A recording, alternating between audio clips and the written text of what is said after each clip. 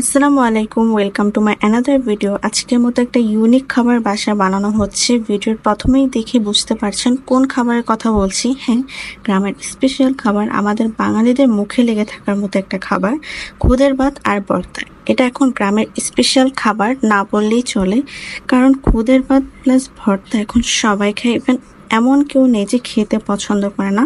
Even আমারও খুবই পছন্দের একটা খাবার। তো আম্মু এখানে অনেক আইটেমের ভর্তা বানাচ্ছে, বলতে গেলে প্রায় 6 পদের ভর্তা। আর খুদের ভাতের সাথে ভর্তাটাই কিন্তু মেইন পার্ট।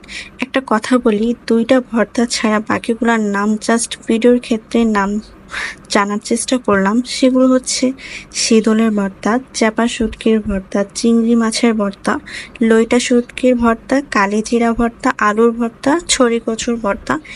এগুলো বানানো হচ্ছে। সত্যি বলতে গেলে ভর্তাগুলো দেখে মুখে পানি এসে পড়ছে। আর আমাদের বাঙালিদের ভর্তা হলে